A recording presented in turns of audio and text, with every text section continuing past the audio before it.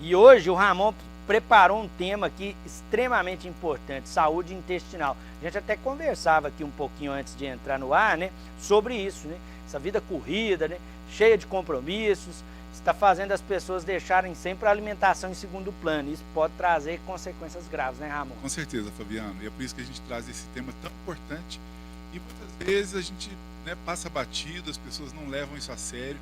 Quando a gente fala de saúde intestinal, as pessoas logo lembram, né, do funcionamento do intestino diariamente. E claro que esse é o primeiro passo e muito importante, mas não é o único, né? E tampouco chega perto do que a gente precisa realmente se preocupar. No intestino, né, nós abrigamos muitos neurônios, nós abrigamos ali uma vida inteira, né? Trilhões de bactérias habitam o nosso intestino. Quando a gente fala sobre isso, é válido entender que essas bactérias que habitam o nosso intestino é que produzem muitas substâncias que nós precisamos para manter a nossa saúde. Dentre essas substâncias, muitos hormônios, Fabiano, olha que importância disso. Então, por exemplo, hormônios que vão equilibrar aí a nossa saúde emocional, alguns deles são produzidos no nosso intestino. E por quem? Muitas vezes por essas bactérias que habitam lá. Então, vejam só, nós temos que cuidar sempre para que as bactérias boas estejam em sua maioria no nosso intestino, e enquanto as bactérias ruins precisam estar em minoria. Então, entender essa dinâmica já é o primeiro passo para se ter uma boa saúde intestinal, porque aí o nosso comportamento, as nossas emoções, nosso sono, nossa alegria, prazer nas coisas, tudo tem a ver com esses hormônios que são produzidos pelo intestino. Bom, quando a pessoa tem a maioria das bactérias ruins, mais as ruins do que as boas no intestino, a gente chama isso de disbiose intestinal. E essa pessoa precisa, por exemplo, fazer a chamada modulação intestinal, para que melhore a qualidade das bactérias. Então vai muito do seguinte, eu gosto de dar o seguinte exemplo, Fabiano. Quando você tem ali um cômodo, um porão, né, que tem ali muita bagunça e detritos de alimentos, você vai juntar ali necessariamente, vai ter ali ratos, vai ter baratas naquele ambiente. E então o que sustenta o ambiente é o que você coloca ali de resíduos ou de alimentos, e não é diferente com o nosso intestino.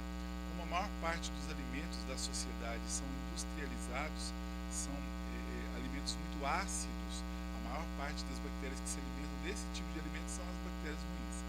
Quando a gente inverte isso, melhora a qualidade da nossa alimentação, comendo frutas, verduras folhosas, carnes, comida de verdade, aí quem sobressai são as bactérias boas. A gente consegue fazer esse equilíbrio muitas vezes sozinho em casa, sem precisar de um profissional da área da saúde.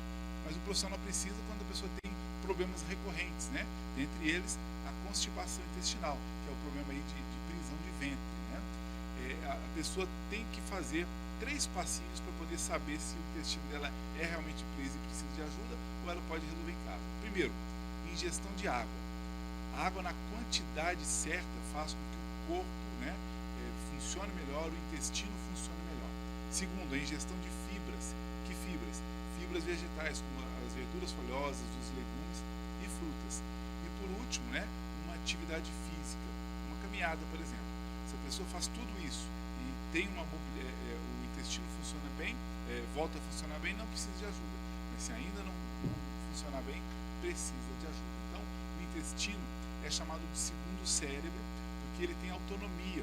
Ele não precisa das ordens do nosso cérebro para funcionar adequadamente, para produzir hormônios. Então, nós precisamos de cuidar disso. E cuidar do intestino significa se alimentar melhor, Fabiano.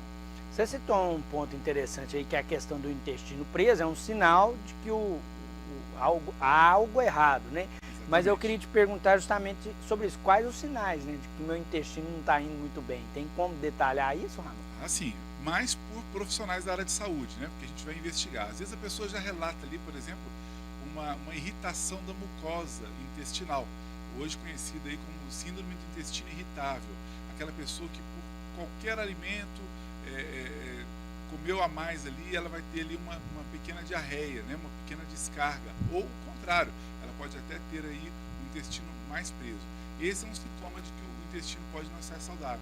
Essa desregulação, uma hora pode estar preso, outra hora pode estar solto demais esse intestino.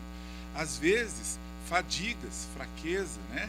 A má absorção de nutrientes. Às vezes a pessoa está comendo ali até adequadamente frutas, verduras, e ela não supre as necessidades vitamínicas que constam, por exemplo, nos nossos exames. Isso pode ser o quê? Uma desbiose intestinal. Aí o profissional de saúde que está cuidando dessa pessoa vai investigar essa possibilidade e cuidar aí da chamada modulação intestinal. Então são muitas possibilidades de fraqueza, né, fadiga, má absorção dos nutrientes, o intestino que, né, irrita facilmente, a pessoa às vezes nem pode sair de casa de qualquer maneira porque ela pode ter ali uma diarreia a qualquer momento. Então são detalhes como esse que a gente pode avaliar problemas mais corriqueiros do intestino. O que ajuda aí na saúde do intestino, Ramon? Dá para citar algumas dicas, né? Até como prevenção mesmo? Ah, né? claro. É o que a gente mais gosta de fazer aí, né? Então, entender, por exemplo, que o consumo, né, de bebidas fermentadas, né? Nós temos aí exemplo disso. Isso eu falo, claro, do ponto de vista caseiro, né? Que a gente pode fazer em casa. É claro que o profissional vai ter ali a prescrição correta para cada indivíduo. Mas fazer isso de casa já é interessante, né?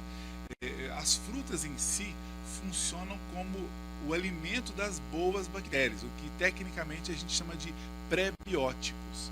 E as bactérias propriamente ditas são os chamados probióticos. Então, por exemplo, se vende probióticos em farmácia, mas tem probióticos naturais, como por exemplo o iogurte. O iogurte é um probiótico natural. Nós temos o kefir, né, que subdivide-se de água ou de leite, né? Nós temos o kombucha, que é outra possibilidade aí de uma proposta probiótica, que vai fornecer micro-organismos saudáveis para o nosso intestino. Então, o consumo desse tipo de bebidas já é muito interessante. E tem aí algumas bebidas fermentadas também que funcionam como um prebiótico. A exemplo disso, o vinagre de maçã, que de preferência orgânico pode ser muito útil aí para qualidade, para a saúde do nosso intestino. Então, consumir aí bebidas fermentadas como essas que eu citei, o próprio consumo do limão, água com limão, é muito interessante como também prebiótico para o nosso intestino. Essas outras bebidas fermentadas que a gente citou, né? Então, são aditivos a mais aí para se ter uma saúde caseira muito melhor do intestino. Eu tenho até uma pergunta aqui, Ramon. Eu falei que o telefone está liberado para todo mundo, gente. 9932-6228. A pessoa quer saber o seguinte: se verduras cruas, alface, rúcula, se ajudam? Se é uma ferramenta importante também de prevenção. Ah, excelente pergunta. Ajudam sim, né? É claro que, por exemplo, eu falei ainda há pouco da síndrome do intestino irritável. Quando a pessoa já tem aí isso mais avançado, aí ela vai ter que, junto de um profissional de saúde, escolher ali quais são essas verduras, quais são esses legumes que nem todos essa pessoa inicialmente poderá ingerir.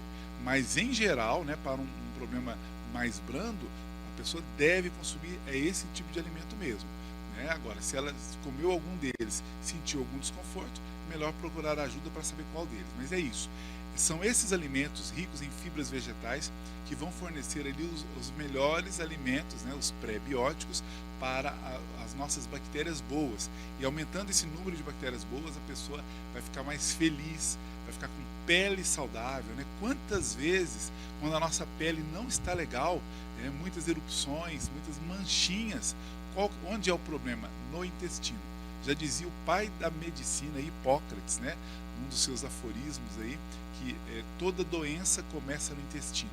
Então, essas palavras sábias falam toda a verdade sobre uma saúde intestinal que precisa começar dos nossos hábitos. E é importante você citar isso, né? Porque muitas vezes a pessoa tem algum daqueles sintomas que a gente falou agora há pouco, né? Que são sinais aí de que o intestino não está indo bem, e vai ignorando aquilo, né?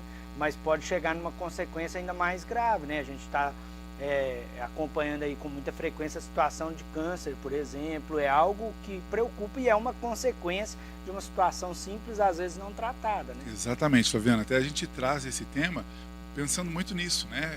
A gente viu recentemente como tem crescido o câncer de intestino, de um modo geral, né? Tem algumas partes que são mais comuns, mas tem crescido muito. Então, assim, de certa forma, a sociedade, a própria comunidade científica da área de medicina, meio que deixa isso, não vê isso com tanta urgência, né? Vai tratar de questões mais graves primeiro, mas o intestino realmente pode mudar toda a saúde de uma pessoa. E o câncer de intestino que está mais presente pode ser evitado com pequenas mudanças de hábitos como essas que a gente deu hoje.